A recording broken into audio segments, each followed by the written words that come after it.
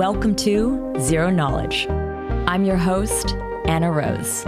In this podcast, we will be exploring the latest in zero-knowledge research and the decentralized web, as well as new paradigms that promise to change the way we interact and transact online.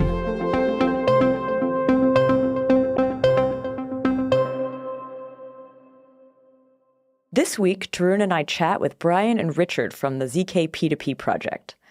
ZKP2P is one of the first ZK applications for real users. It uses ZK email under the hood and is a peer-to-peer fiat to crypto on-ramp and off-ramp. And I feel extra happy to have them on the show since the first iteration of the product was built at ZK Hack Lisbon back in March 2023. ZKP2P came in second place at that event, and the team continued to iterate and develop the product over the last year.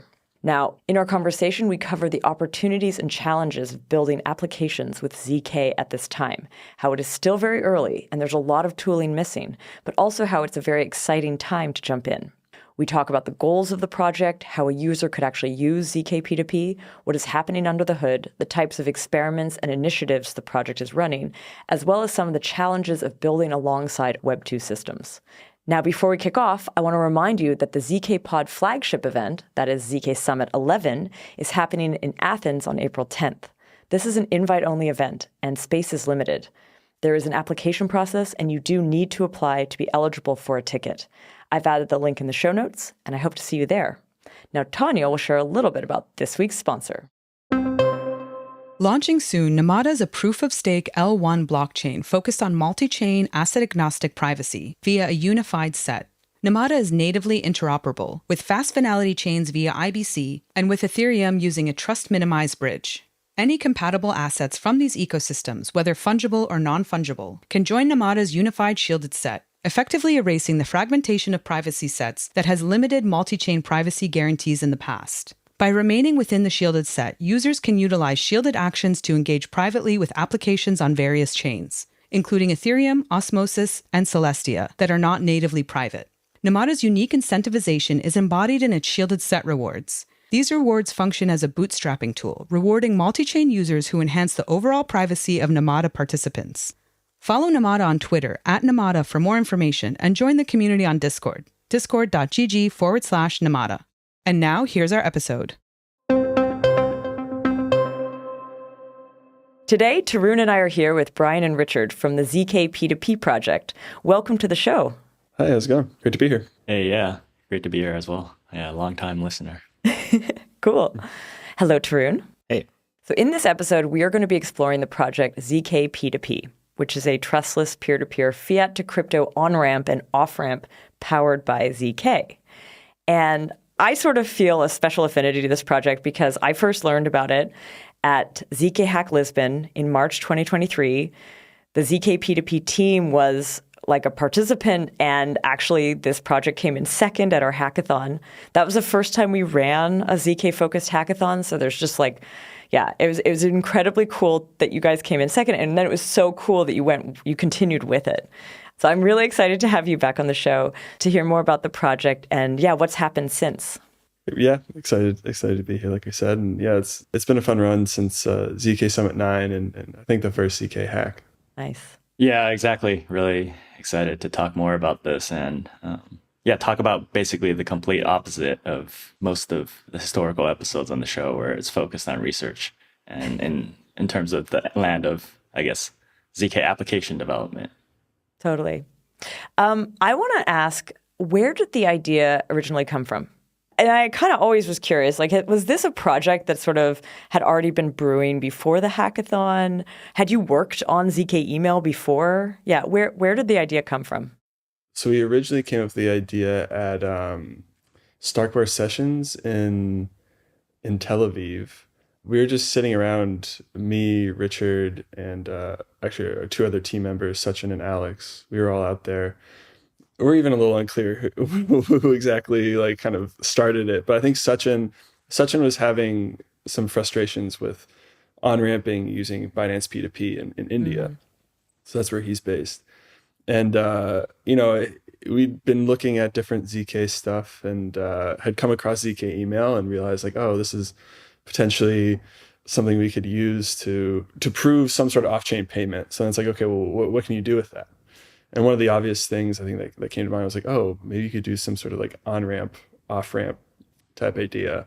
And we actually rushed home. I didn't rush home. We went home and we're like, okay, we have another day in Tel Aviv, like after the conference, let's try to hack this together.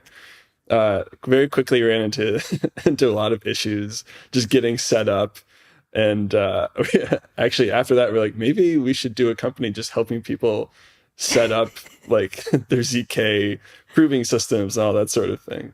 Yeah, so it kind of like came out of there, and then we were all going to be in Lisbon for ZK Hack, and we were just kind of like thinking of things to do, and we're like, well, this is a really cool idea. What, you know, I think people would be a little inspired by it too. It's like kind of you know, there's a little bit of a subversive quality to it, and so we thought it was just like a really fun idea. We knew it was probably achievable with ZK email, but we obviously didn't really have any of the work done, so it was just kind of a grind throughout the weekend to kind of actually implement it. So cool. What were you both doing before? And actually, maybe what were your teammates doing before all of this? So we were all at Set Protocol. So that's like a on-chain index structured product type protocol. And we'd all kind of got ZK pilled around the same time. I think actually Sachin was the one who kind of ZK pilled a lot of us. Myself, Richard, and Alex have been working together since 2018 at Set. Sachin joined, I think, like 2021. So we've all, you know, been working together for a long time. And yeah, so we were all just kind of helping out with that project. And we kind of like took the last little bit over a year to do ZK exploration. And we, just hacked around, built ZKP2P, and also worked on building a couple random libraries for various projects. We were playing around with like Axiom's Halo 2 library, and also built something for Aztec, their Noir RSA library. This is in the last year. Yeah, last year. But just going back, so you were all at Set Protocol. So you actually were colleagues. You knew how to work together already. It was clear who was going to be doing what. Okay. At Set, was there any ZK in any of the work you were doing then? Or was it like completely outside of what you were up to? It was pretty outside. We'd kind of entered this time period of exploration within Set. Okay. And trying to figure out kind of like what was next for the company to a certain extent at that time. There's a little bit of just like, let's go see what's new out there. Like what are the technologies that could enable, you know, the next thing. And so in that respect, we were all kind of starting that research internally, which is partly why we were out at Starkware sessions too. Yeah. Was just to kind of learn. But we, you know, never ended up like implementing anything using ZK, but I'd started some exploration there. So, you know, given that Set was sort of pretty early in terms of like being an on-chain application in DeFi, right? Like arguably, I think Set probably existed before the word DeFi existed. So that's like we were in the original Telegram group. We actually I think the Dharma one, right? Yeah. One of our colleagues, I think, may have even come up with the DeFi moniker. Although I'm sure that's a very contested thing. Correct. But you guys were definitely in the Genesis cohort. So that's why I think it's interesting that like you kind of worked on an application on Ethereum before there were real applications other than, you know, ICOs at that time. And, you know, it probably feels similar in ZK, right? Because like, you know, maybe as even you just pointed out, a lot of the stuff in ZK is so focused on infrastructure and not really focused on applications. So how do you think about the lessons you learned from being, you know, one of the first Ethereum apps when there was no other apps to kind of being in the same position again? And like, what have you kind of taken from that? Because like, I think that to me, that's kind of one of the most interesting overlaps in this story. Yeah. I mean, I think you just really have to be kind of, you know, you're gonna have to build or struggle around with a lot of like the tooling yourself, just from like a technical standpoint. I try to think like, where's the ZK tooling in relation to kind of like the smart contract tooling back then? I would say ZK tooling is even probably a little worse than what the smart contract tooling was in 2017. You know, it's not, it wouldn't be that far behind maybe, but Makes sense. It only gets better by people building something and being like, this is broken, right? So like exactly. Well, you also need like the kind of needs to work both sides of the funnel, right? You need the demand you need the people that are just interested in building that stuff. Then you also need the demand from application developers to be like, this is painful. Yeah. And they either have like somebody else builds it because they see the use for it, or often like, back in the 2017 days, we were all using like 0x libraries because 0x was like, oh, we have to build this. or truffle, everyone wants to forget about. it was usually some mishmash of truffle and 0x, like some Frankenstein monster, I feel like. But then there's this other element of like, okay, you have tech that can do something, but you're trying to figure out really what its limits are. People just didn't know everything you could do with smart contracts. Like, as weird as that says, it kind of like sounds, it's just kind of the case. And obviously, like, the Silly language wasn't very futureful. There were all these kind of like quirks of it and like pitfalls, and so you're trying to constantly figure out like what you can actually build and what you can build that's like meaningful. So there's this like weird experimentation process you have to go through, much more than like, a lot of companies like, okay, we're building this, and there's obviously some experimentation in there, but you're not deviating too far from the plan. Whereas here, there's a lot of like, you have an idea of what you want to build, but you're also like, some of your core pieces may be shifting. Like, we use ZK email, but we're also like, well, what else is out there that we can use to prove off-chain data? And as app developers, we kind of push the limit of what you can do with an underlying library, and that kind of improves the library underneath. So we basically take the most simple example of like what ZK email had in their repo, and then let's try to prove this massive like Venmo email that's like several times larger, and see where it breaks. And then that kind of like creates feedback for us to talk to the ZK email team and kind of help them on, hey, where should we like improve the library? And so that's a really great like feedback loop that app developers kind of feed towards more, I guess, lower level primitives and the relationship we have with them, I guess. It's a very funny analogy that like ZK email is the 0x for you guys, like that. Interesting. Yeah, it is. It's like, we're almost like more directly integrating ZK email than 0x. We just used their tooling, we weren't like, they weren't an integral part of the product. Like ZK email is very much like a core part of what we're building too. So I just like the story of this, right? Like it's like it's like interesting to think about like the early days of DeFi and the early days of ZK apps and like things that are similar, and the fact that they have similar people involved is like kind of a very cool thing. So you just kind of said ZK today has tooling that's worse than smart contract tooling back then, 2017. Is there a different era that you think ZK is actually at? Like, is ZK today more like Ethereum 1 year post-launch or something? So I can't speak too much before 2017. Okay. So I unfortunately, my history doesn't go back that far. It's not. I'm also a 2017 joiner, by the way. So yeah. I guess on my end, I can speak to 1 year earlier than 2017.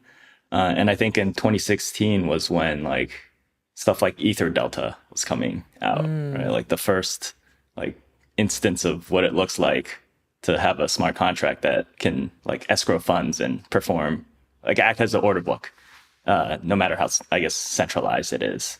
So it could be that ZK is kind of in that era where you can kind of start piecing together all the libraries, all the proving system tooling out there to build like that Ether Delta kind of application, which is kind of analogizes with what we did with ZKP2P. I want to ask a little bit more about your kind of onboarding yourselves into ZK as well.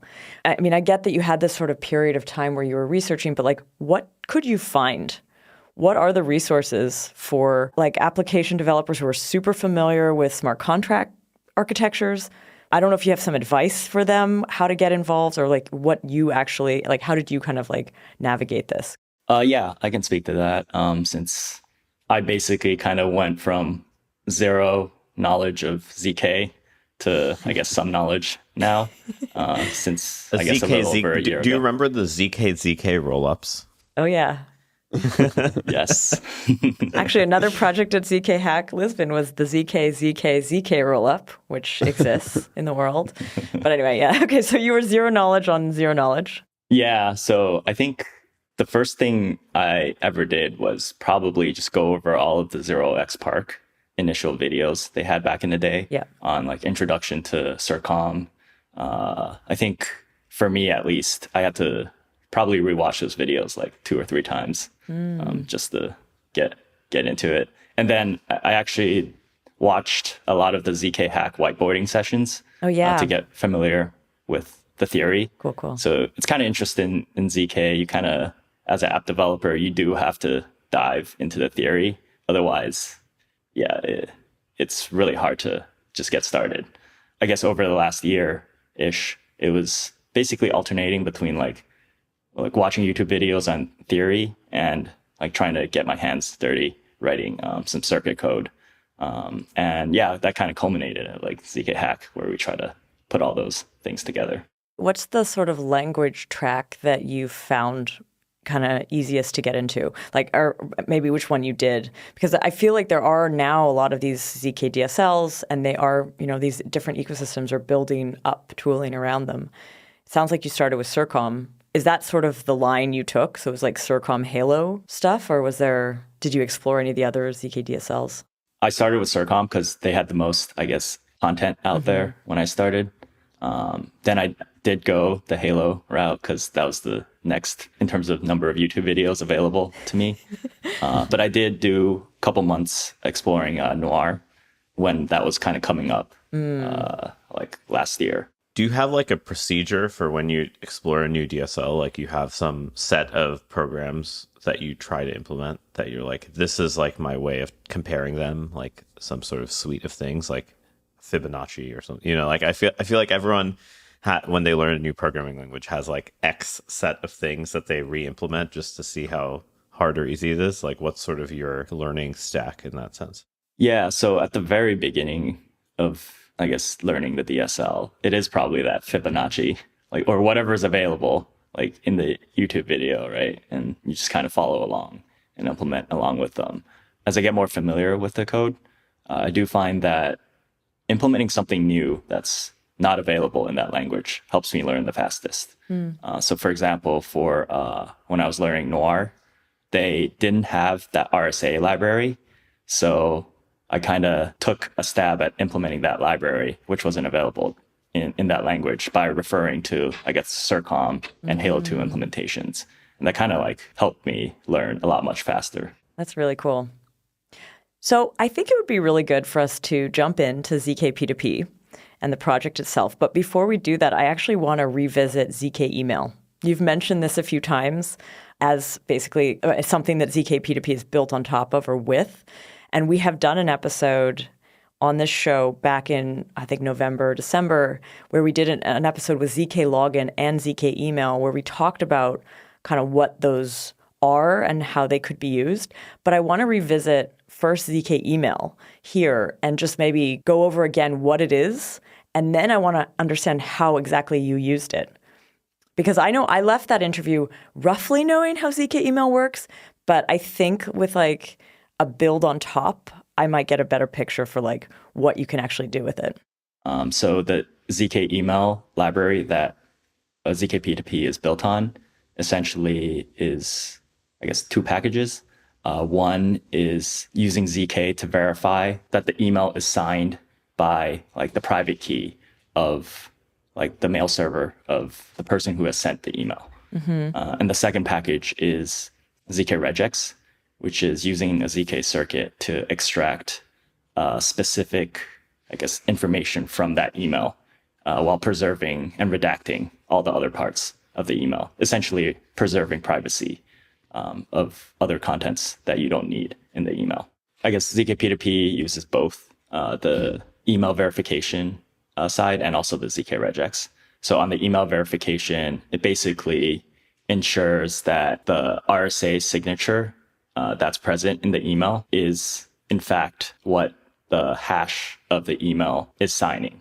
So you can basically ensure that the email is signed by Venmo, in our case. No one else can spoof any email because that signature would not match Venmo's, I guess, private key that has signed it. In this case, you're trying to just connect the email of the user to Venmo, like saying like, yes, they also have a Venmo account. You're just kind of proving that like this email and there is a Venmo account that's equivalent exist. Is that what you're trying to do? We're basically proving that the email came from Venmo's server. I guess in theory, there's another step of logic there of like having to prove that it's the user's account. You're basically proving that whoever has possession, let's say possession of the email, you're essentially proving possession of that email. Okay. And you're also proving that that email came from the Venmo server. Got it. So when you're saying email, I think I kind of mixed it up. I thought an email account, but you're saying the email itself, like the actual sent email from Venmo to an account. Right. But you're just proving that that has come from Venmo. Yeah, and this is the email verification package that ZK Email offers. Okay. And then the next step is that ZK regex, where you're basically proving that this piece of data, such as you paid this guy X dollars, you can basically regex or extract out that piece of data and prove that that piece of data was in that email. Interesting. That was also signed by Venmo. Are you doing that just based on like the template email that Venmo always sends? Is like, you know where it is in the email. And so you can kind of just like say that this has happened in this exact like character point in the email? Yeah, at a high level, that's basically it. Oh, interesting. But what happens if Venmo changes their template? That is a good question. That would require redeployment of the circuit. I see. Right now. Okay. Yeah, it's one of the kind of like the brittle features right now of kind of using email, and obviously by extension kind of ZKP2P too. There are some of these like risks of template changing and things like that. Would there be any way to do kind of almost like a search for a format instead of relying on like the exact point in the email? Or is that sort of beyond the scope of the ZK regex module and stuff like that? So that's what ZK regex does today. We basically specify beforehand, like what is that regex expression that searches the email for. There's some additional logic to it, such as specifying like at which index we think this regex will start searching from. But yeah, that's more, I guess, in the weeds. If Venmo changed the template then, if it did have like that transfer amount in a different point, could you still use it to find it? Or would you have to manually go in and be like, it has moved, therefore we need to redeploy it? So usually, I guess, when Venmo changes their template, they would change the HTML like tags that surround it as well, which kind of break the regex search depending on how stringent we make. I see. Because you're not looking for a text string. You're looking for some like block in the email or something like that. Yeah. I guess we look for the text string and all the blocks that surround that text string. So if any of the blocks that surround a text string change, then we can't find that text string anymore. Okay. That's interesting. I mean, I really appreciate you kind of showing that in that detail, because that has like, this is where I think some of the ZK email build for me was sort of still very theoretical. But this makes it a little bit more clear on exactly how it's used and what it can do. Yeah, so from the user perspective, essentially what we're doing is we're proving confirmation emails that you receive from Venmo. So for people who aren't familiar, when you send a transaction or send somebody money on Venmo, you receive a confirmation email basically saying like you sent some amount to so-and-so. And so essentially what we do then is we will take that email and kind of submit it to our circuit, and it'll run the verifications that Richard was talking about, right? So it'll run the RSA check, and then alongside that, this is all kind of abstracted away from the user in the UI, obviously, but alongside that, we'll also submit kind of like the amount and things like that, and then we can check that against the regex, and then those will be output from in the proof as like the signals that we're verifying against in our like smart contract, basically. So the flow is basically user comes, brings the email, runs it through the circuit. The output of that circuit is now some kind of like blob of data. That blob of data gets submitted to our verifier on chain. And that verifier then is able to say like, okay, this is a valid, most importantly, this is a valid proof. And then we check a couple other things like, does the from address match the expected Venmo from address? Because in theory, like it could be Venmo, like a Venmo employee's email. So you need to make sure that's from like the address that sends those confirmation emails. And then we also we do some like nullification of emails, so you can't kind of like replay them. Those broad strokes are kind of like some of the checks that we have on just the email. And then there's obviously business logic checks that happen after. And a lot of those business logic checks will do on the kind of the signals that are output as part of the proof. And so that would be like the amount, like, did you send the right amount? Did you send it to the right person? Obviously. We do some checks to make sure that the email was sent after the funds were originally escrowed, on chain, things like that. So it does sound like there's two actions happening, right? Like there's a transfer on Venmo from one user to another, and then there's a transfer on chain from one account to another, right? Yeah, maybe kind of work out the steps here. From a user's perspective, they send to a Venmo account. Is it your Venmo account? Is it like some specific Venmo account, or is it like anyone, anywhere's a Venmo account? It's like their friend who's also running the same thing? Yeah, great question. So yeah, if you step back even further, like the first step for the user is saying like, okay, I want $10 on chain or whatever it may be, $100 on chain. Yeah. And so what we have is depositors in our protocol, and this can be anyone, and it is anyone right now. Obviously, we provide some liquidity as well, just because we like using our own product, but anybody can do it. And what you do is you say, okay, I want $10, and everybody can specify a rate at which they're willing to facilitate this on-ramp for. So like you may say, okay, I want to get paid 50 basis points to facilitate an on-ramp. Or if you're like need to off ramp really fast, maybe like I'm willing to like pay to get this money off chain, right? Okay. So you could say like, I'll pay 50 basis points to get this money off chain. What is that in percentages? Like, I'm just assuming that's an extra percent. Half a percent. Okay. 0.5%. Yeah. Then like as a someone who wants to on ramp, you can go essentially have this like on chain bulletin board of people saying like, okay, I'm willing to help you on ramp for some sort of spread. Yeah. And you can choose your best price, or you can choose somebody that you're like familiar with, however you want to do it. Okay. And then from that point, say I want to on ramp $10.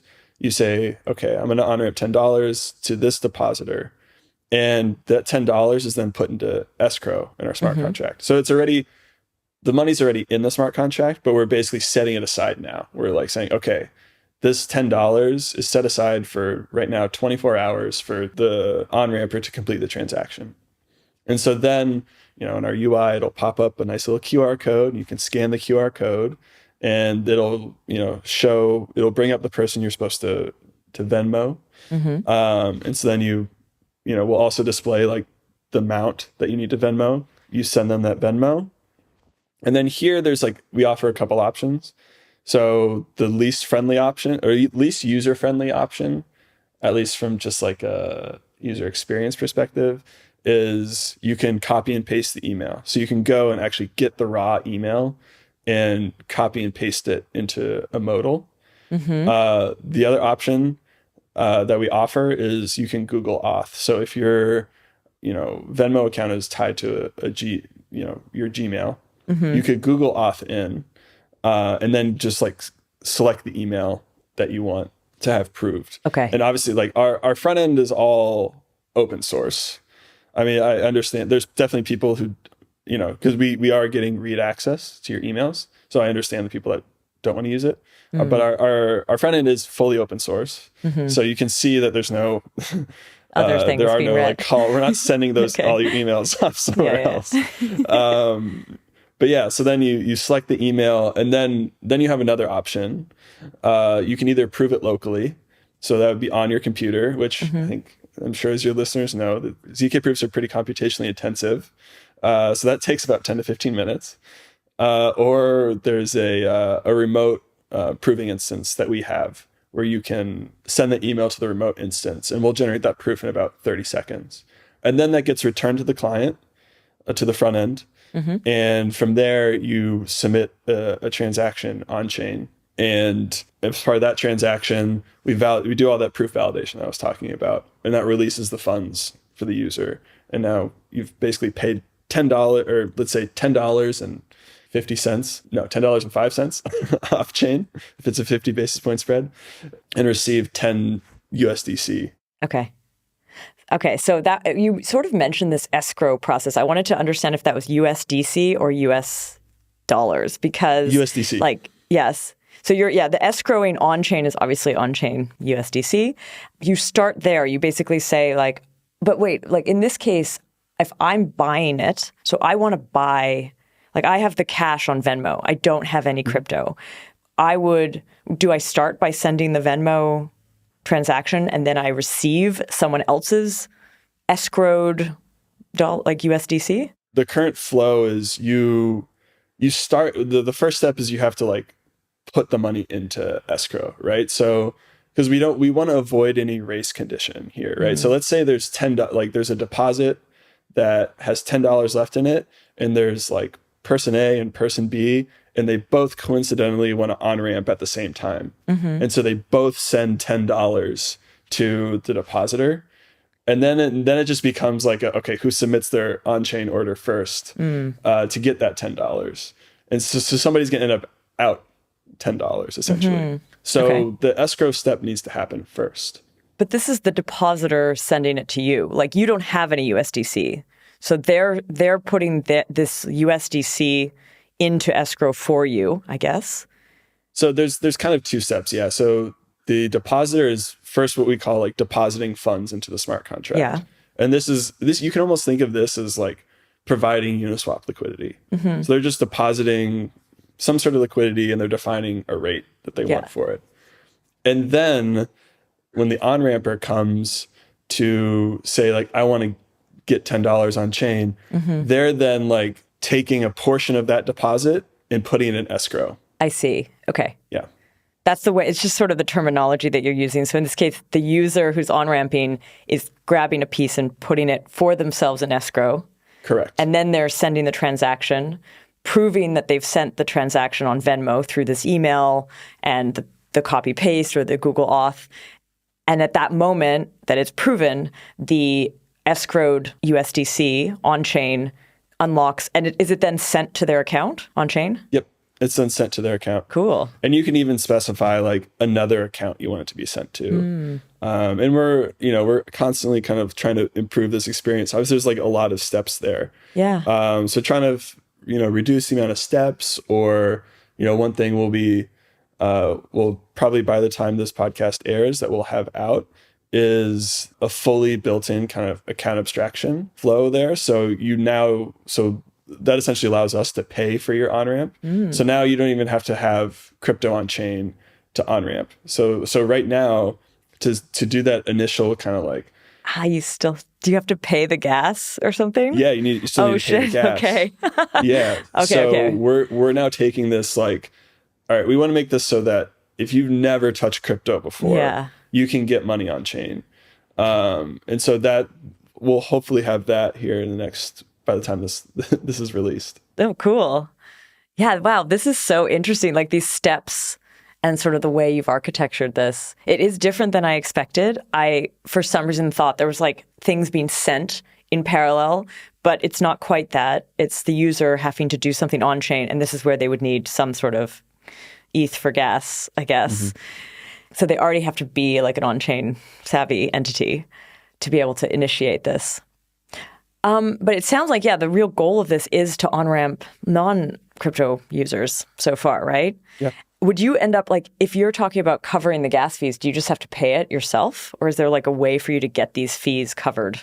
Yeah, I mean, I think ultimately, certainly longer term, when volume picks up, that's something that we'll probably have to take a small portion just to cover the costs of doing that. Yeah. Actually, quick question. The the 50 basis point fee right now goes directly to the liquidity provider, right? Correct. Do you ever imagine a version where like some fraction of that actually goes to pay future gas fees for new users? So like it's like a protocol fee, but it's literally only used for paying for future gas. So that way it's like, okay, if you have more user flow, then it makes it cheaper for the new users. Kind of a good type of Ponzi scheme in some ways, right? Because all it's really doing is like I don't endorse that. Yeah. Sorry. Description. I didn't mean to. Freudian slip. Yeah, no, absolutely. I do think that makes a ton of sense. At some point we do in the protocol have what we've even termed a sustainability fee that could be added to do things like pay for gas. Yeah, I suppose that would be a big portion, because that could just get sent directly to the paymaster that is being used to do the kind of account abstraction of 4337 onboarding. Why did you choose Venmo specifically? What was the reason for that? To me, it's a very US product. Like no one uses it in Europe, really. So yeah, I was curious why you chose that. A couple of things. First, like all of these products are pretty regionalized. So there's not really necessarily global payment system. There's some that have, Wise has it's true. Has its system set up in other countries, but a lot of these are hyper localized. It's all just like one country. It's like one, because all the banking rails are pretty localized. But to your original question of like why Venmo, honestly, I think a lot of it is just three of us are US based, and this is still like new tech. This is still like, we need to be able to quickly iterate and figure out how to make this work. And so as a starting point, it made the most sense for us. It's just like easy, because we could now do all sorts of transactions and figure out the best way to make it happen. We do have we released UPI integration a little over a week ago now, which is the kind of Indian banking rails. And so we integrated a pretty big bank there that also sends confirmation emails. Obviously, that's another dependency for what we do is like, are there confirmation emails? And are the confirmation emails data rich? So we would love to integrate stuff like Wise, for example. But the emails you get back aren't data rich enough, or they just don't even exist, right? Huh. Had you thought about PayPal? Because that to me is also like, that is worldwide, or at least pretty worldwide, and but I don't know what their emails look like. I know they send a lot of emails, but I don't know if they're like appropriate. Yeah, it's not data rich. Okay. That's the only you had to look. It's interesting, this model though of like having sort of a Web 2 payment flow happening and then a concurrent Web 3 one. So the first time I had actually heard any model like that was Gnosis Pay. Like, do you know about this? The credit card that Gnosis recently released. So they also, they are working with Visa, and they're able to, like, there's a Visa credit card, but the actual movement of funds under the hood it's happening on Gnosis chain. So like, you're basically tapping into your Gnosis holdings when you're using this credit card directly. Unlike something like crypto.com, where there was like a centralized entity holding your Bitcoin XYZ. In this case, there's an action on chain as well. So for me, there's a little bit of a parallel here.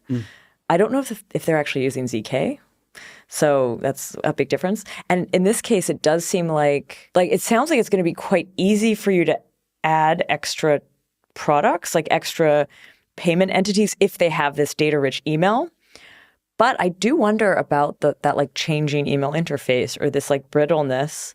Are you worried that you might kind of start implementing it in all of these different products, and then every week one of them changes and you're kind of chasing that down? Is this like a bit of a fear of like the sustainability of this model? Absolutely. Yeah. Absolutely it is. Yeah. And to that extent, I think we're always looking at what are other ZK primitives we can use, ZK like data primitives that we can use too. So email right now is probably the best well-formed, right? The ZK email team's done like an incredible job. And so it's like pretty easy to integrate. Part of our background is we're all grant funded. And so the majority of our grants have come from PSE, which is the Privacy Scaling an explorations group within the Ethereum Foundation. And one of the other teams there as well is TLS Notary. Oh, yes. And they're essentially trying to do ZK proofs of TLS certificates. That we're constantly kind of looking at, okay, what are these other things we can potentially try to integrate, JWTs, in anything that's signed, any signed data that we can potentially get our hands on to help facilitate some of these off-chain to on-chain swaps. I want to add a little on that TLS notary note. In that case, in the Venmo case, like if a transaction is made, is there any sort of TLS certificate? No, right? Because it's like, it's all in the centralized database. But they do publish it somehow, right? So if you think about services like Plaid, they are getting a signed payload from Venmo that like something happened because like they're offering some service to a bank or something that says like you have a certain amount of money. So it's clear that there is someone publishing with enough certificates this data. The question is whether it's like easily accessible to the end user, and so they could create the proof themselves. Like that's the thing that I think is the real question. It exists somewhere, right? Like Plaid is doing it, and like there's a bunch of these kind of data providers who are definitely doing it. So the question is like, what's the injection point, and like, can you make that as painless as possible for the user? Right, and have no fear. We're trying to uncover it. we are digging. Yeah. This is so cool. I mean, it's interesting because it also reveals how opaque the traditional like payments are. Like you're kind of reliant on these emails, but it would be so much nicer, obviously, if there was some sort of like access by outside people to some of this information without obviously revealing amounts or whatever, but just so that you could use something to prove that a transaction had happened. The ideal scenario for us is a signed endpoint, right? Like if Venmo just like had an endpoint where they signed transaction history, and like a user could just potentially give us like a read key, for example, that would be the ideal scenario. Because then we can even do all that from our front end, just like grab it. It doesn't have to be this whole like, all right, you either Google Auth or go like copy paste your email in, like that sort of thing. That would be the pretty ideal scenario. Wow. Right, but at that point they're making an oracle for you. Right. No, exactly. Yeah. I mean, you can really think a lot of this is just like it's an oracle, like some sort of, that's a great way to put it. And like our inputs into the oracle right now are just like emails. and we do a proof of that email to prove that you have possession of that email, right? Couldn't you use this also for like cross-chain stuff? As I'm thinking about this, like, could you use it if you wanted to have sort of actions happening on one chain and then have some escrow happening on the other? Maybe it's like the wrong use case because I know you're focused very much on on-ramp, off-ramp, but like, wouldn't it be quite easy in that case to do it? There are ZK bridges. I don't know if they work exactly that way, though. I don't know if the ones that do the escrow are slower. So it's like there's sort of you have some design decision trade-offs with trying to do this way. You have to do for off-chain stuff. Like there's basically no. Yeah. But when you're on-chain, you can add more constraints and covenants to make it different. So I think you could do it, but it wouldn't make as much sense. Okay. Yeah, to an extent, we are kind of building a bridge. But yeah, from Venmo or UPI to, I guess, an L2. So I actually want to dive into the UPI piece a bit, as someone who every time I go to India, I'm like, wow, it's the most advanced fintech. It's like hilarious that like nothing else works, like no electricity and water are always shut off and all this stuff. But like the fintech stuff there is like everyone is paying digitally and like you can't even use cash to go on the subway anymore. Whoa. It's like definitely ahead of like everywhere else in Asia too nowadays. So like I think like that user base is super into purely digital payments. So like how are you thinking about that kind of market? And because like for instance, I was in India in like December of last year, and I remember I like couldn't use any public transit without having a UPI account, but you can't get a UPI account unless you're a citizen right now. God.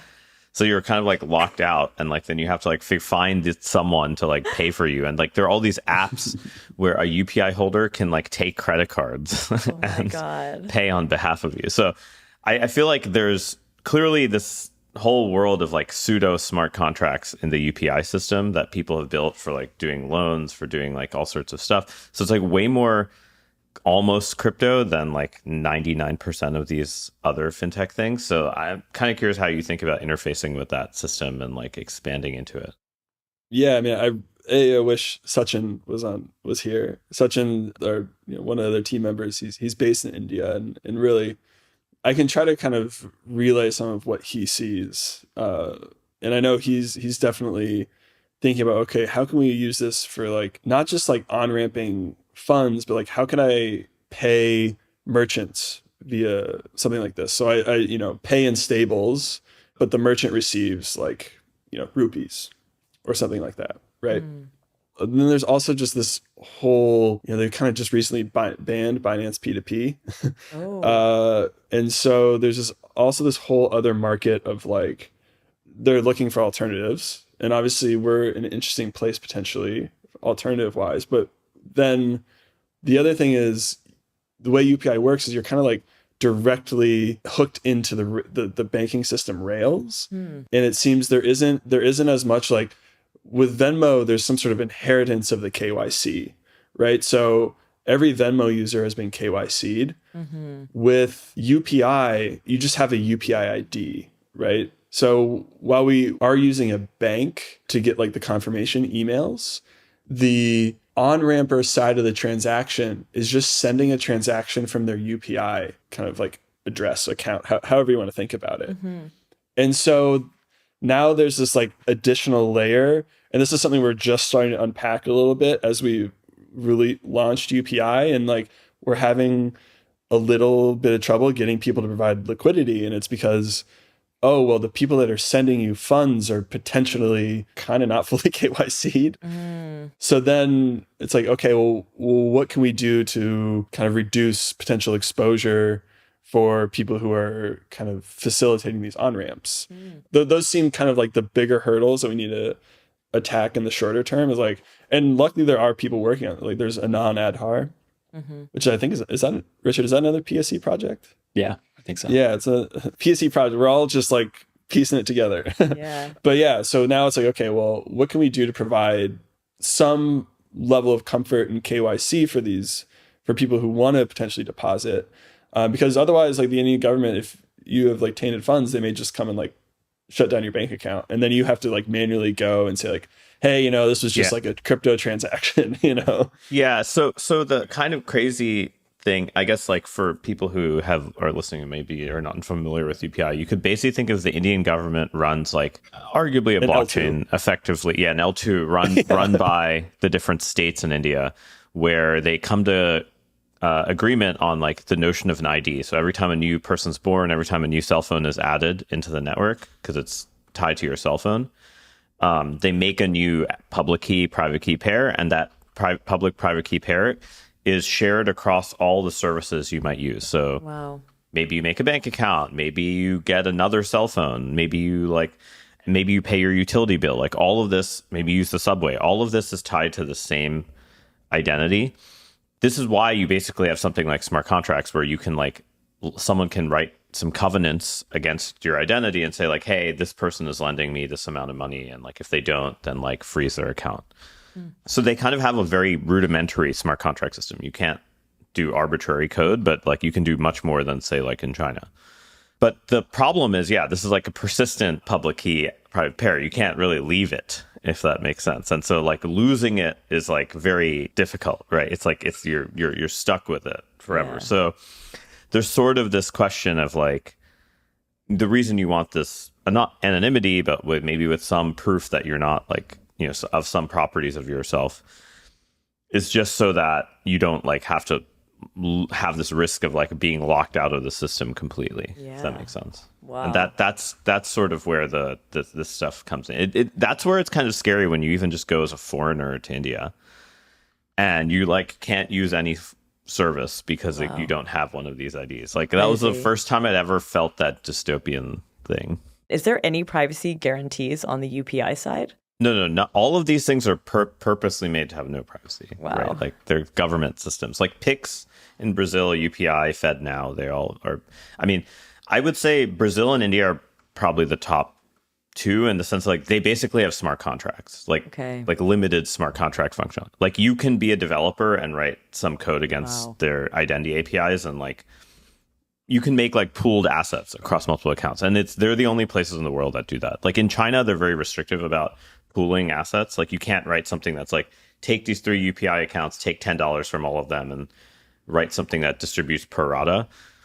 But in Pix and UPI, you can. So I kind of think, but that's why it's interesting to me about things like ZKP2P, where it's like I have a system that's kind of not private and has some limited smart contract functionality, and I have a system that's private and has full smart contract functionality. And like, how should they interface? That's kind of like the, because like I think like interfacing with something that's just like bank accounts, no contract functionality makes it harder. But you can imagine a version of ZKP2P where the liquidity providers on the UPI side, not in the US side, not the Venmo side, you could actually just like pool together a bunch of UPI accounts and they act as the liquidity on the other side. And like you actually could do that in that system, right? So it's like it has some kind of cool benefits, which is why I was kind of curious how you guys are thinking about that. Yeah, I think so far we're still kind of thinking about things as kind of like this more very like peer-to-peer construction, less than like necessarily pooling assets together. Obviously, like I think once you start getting into the pooling asset side, there's probably like some form of like legal entity and things like that that need to be set up.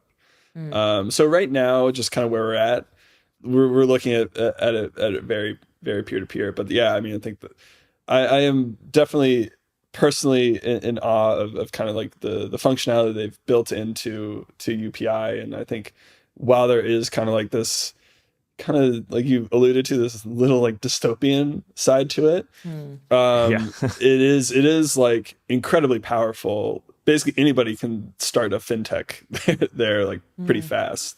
So the pace of innovation that's enabled by it is pretty awesome. And I guess this just speaks to the power of blockchains, right? It's like, okay, now this is like a shitty blockchain. Now let's add the pseudonymity part to it and fully like functional smart contracts. And you're like, oh, okay, cool. now we're ready to rock and roll. So I want to hear where the team is at today, who's on the team, what you've just recently built, what's planned. Yeah, where's the project at? So we're still the 4 of us. As I kind of alluded to earlier, we're all grant funded. So if there's anybody that is giving out grants and is interested in funding the work that we're doing, feel free to reach out. So at the moment, that's kind of our construction and kind of how we're trying to move forward. I kind of mentioned probably by the time this podcast is out, we'll have this gasless on-ramping. The way our kind of like default for the moment is like, okay, how can we get close to kind of like Binance P2P type feature parity and like obviously better ideally. Like there's we hear a lot of complaints about Binance P2P. And so for us, it's like, okay, well, what do we need to do that? And this account abstraction type of gasless on-ramping is one portion of that. And then we're looking to add in things like bridges. So since we're doing 4337, we can batch transactions together. So now it's not just, okay, you can get USDC on base. Maybe it's, you can get, in one transaction, you can get USDT on, Matic or USDT on Tron, which is maybe sounds heretical, but USDT on Tron is like the biggest stablecoin market out there. Yep. Actually, I wondered, had anyone asked you to do that? Has that been like a request? I'm sure somebody's like asked. It's one of those things I think we know at some point probably needs to like, and I think it's very dependent on the market as well. So I think I'm not sure India is as much that, but definitely. So like Turkey is a big one. Iran. Well, the one that I'm not might sure we're be gonna go annoying. There. But that might be one of your reasons USDT on Tron's hard actually is like it is a significant portion of the usage is from Iran. So like if you have to deal with any regulated thing, it's probably that's very fair. Yeah, I mean like Turkey South America does a lot of USDT on Tron. I think Africa as well. So it's like pretty proliferated. All that to say, so we're looking to kind of add now, how can you get all this money anywhere? And then obviously the other thing you can do is potentially you could just swap directly to like non-stable cryptos as well, right? So you could kind of almost like buy ETH from Venmo if you wanted. We're back to local Bitcoins. Honestly, that's how I've been describing, how I'd kind of been describing this to a lot of people at the beginning. It's like, this is local Bitcoins, but you don't have to meet some dude like in public. Like it's, I mean, that's a very killer description, yeah. honestly. So that's kind of close to what we're building, right? So that's kind of like our guiding light, but we're still like really early, and there's still all of these new primitives, new like constructions you could potentially think of. So we're going to experiment. Yeah, it's too early to be like, we're focused on how do we facilitate on-ramps, but we're not going to be biased by like, it has to be just emails and, we only want to facilitate like a certain type of like on-ramp. Like we want to just run a bunch of experiments for different like potentially end users. Our protocol's very like on-ramper focused. Like what would like a very off-ramper focus look like? And so, obviously we need to do that within, there's 4 of us. So we need to do that within like the realm of reason. But that's really, I would say, kind of how we're looking at things going forward. It's basically how we can increase limits. Right now, like our protocol, it's like 250 USDC or 100 USDC for UPI every 12 hours. So very low limits. So how can we do that in a very safe way? How can we raise limits like while reducing fraud at the same time, as Brian kind of alluded to earlier? And yeah, a lot of these improvements, I think, in the pipeline will hopefully help us test some of these hypotheses that we have. Very cool. You also continue to go to hackathons. I've seen you participated in ETH India. What did you build that UPI kind of connection there? That was probably a Sachin thing. Sachin loves hackathons. Yeah, that was Sachin. Okay. Yeah, so he actually built, I think it was UPI, but using TLS Notary as the backend versus like ZK email. So yeah, all these hackathons kind of help fund our exploration into what we should build next. Yeah, no, we definitely are excited to try to kind of get out to some of these events this year. I mean, it's cool. Especially like I remember going back to kind of talking about early ETH days, was like, that's where a lot of the magic came together. It was just chilling with people, just people who are nerding out on stuff at at conferences and hackathons. And like the community is still so small that it's like, it's small and it's open, and there's not like a bunch of pretense around like people trying to push like a product or a protocol. It's just a bunch of people trying to hack cool things together still, which is really awesome about the zero knowledge community at the moment. Like this tech is incredible, and at some point it's going to become a little bit more like some of these, probably Ethereum conferences, probably not necessarily your conference. I'm not going to say it, but like, but just like, it's going to become more commercialized, like just the industry as a whole. And in some ways that's great because it's going to push a lot of the innovation forward. We're going to get to a point where, I can run